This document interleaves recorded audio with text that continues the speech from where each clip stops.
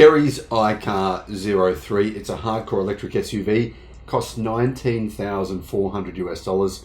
It has solar panels and CATL's new battery packs.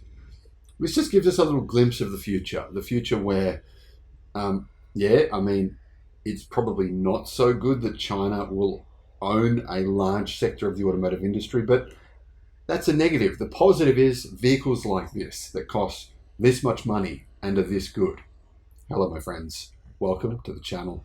I'm Sam Evans. You're watching the Electric Viking.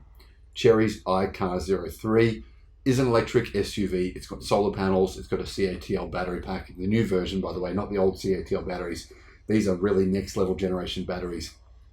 And it costs $19,400 US. I don't understand how this price could even be possible, how they could possibly do this, why they would even choose to do this, but they are.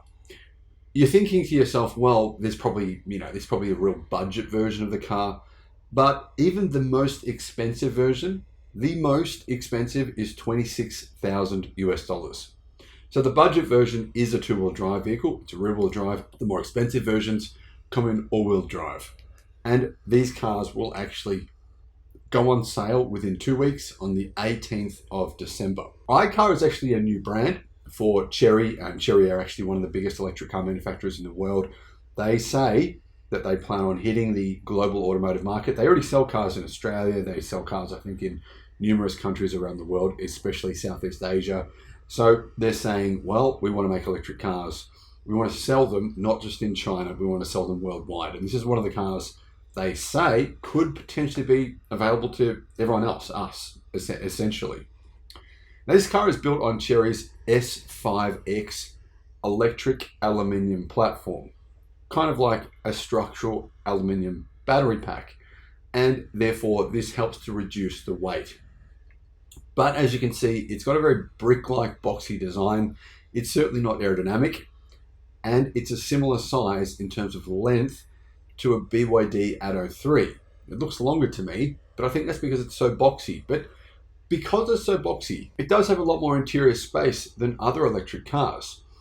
As you can see there, it looks very spacious on the inside, and it's only 4.4 meters long. It's 1.9 meters wide and 1.7 meters high. So to give you an idea on this mythology on EVs being heavy, it's not a heavy car. It only weighs 1,650 kilograms in the lightest version.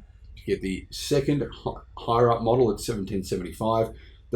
The heaviest version of this car with a long range battery pack and all-wheel drive, so two motors, it's 1,892 kilos. So it's clearly no heavier than an internal combustion engine vehicle. I've received emails from people saying the big problem with EVs, they're twice the weight of a gasoline, diesel, internal combustion engine vehicle. Completely false, just nonsense. So if anyone tells you that, I don't know how you could possibly take them seriously. It's so easy to find this information, and it's very clearly not correct. Many electric cars are about 20% heavier, but as you can see now, manufacturers are finding ways to make them lighter. But what interests me the most about this car is actually the solar panels. Do they work? Do they make sense? They serve as an onboard solar power generator that you could use when you're camping. Be awesome for camping. And Chery say they will give you a range of around 2,000 kilometers free driving per year. I don't know exactly what that means because they didn't say. I mean, does the car have to be parked outside all day? Got no idea. But either way, I like the idea of getting free driving. I don't know about you, but free electricity. Imagine if your car could generate its own gasoline or its own diesel. Yeah, I mean, that doesn't happen, does it? The interior of this vehicle does not look cheap. I mean, it's a cheap car, but it doesn't look cheap on the outside. It doesn't look cheap on the inside. It's got to be a bit scary for legacy automakers. The interior has a green and black color matching scheme. If that's your thing, of course you can get black and gray, and it's got a 15.4 inch central control screen, which comes with a built-in IVA intelligent interaction system. It says Car News China, which Chery claims has a virtual human assistant, and it has humanized in-depth communication and an entertainment interaction. Interestingly, BYD's voice control works really well. So that's a Chinese car brand. This is a Chinese car brand. I've heard that Chery's voice control actually works pretty well in Australia as well. So maybe it's not worth running it off for that reason. What's the range? What's the power? It's got 135 kilowatt electric motor for the rear-wheel drive single motor base version. That's about 180 horsepower. It's plenty of power, but of course the dual motor version has two of those motors, meaning it has 270 kilowatt or about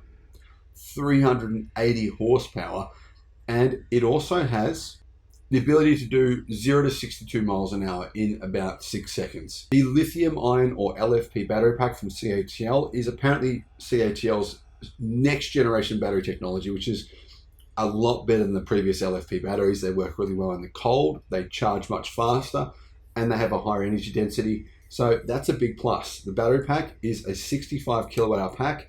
In the smaller or the cheaper version, if you want to get the higher end version, it has a 69 kilowatt hour pack. So it's not very much bigger. It's only a 4 kilowatt hour increase in size, but range is around 500 kilometers, they say. Plus, it has 8 driving modes, including all road, snow, mud, sand, gravel, etc. It's really positioned to be a proper off-road electric vehicle. And personally, if I could buy one of these for this price, I very genuinely, honestly would. I think at this price, so would millions of people. A vehicle this size, with these specifications, with solar panels, with CATL's new battery packs, with a lithium iron phosphate battery, with plenty of power, the ability to go off-road. And it's a brand we know about. It's not like some unknown brand. They make pretty good vehicles. What are your thoughts, guys? Do you agree with me on this? Is it a winner, or do you think it would fail? Let me know in the comments. Thank you for watching. Bye-bye.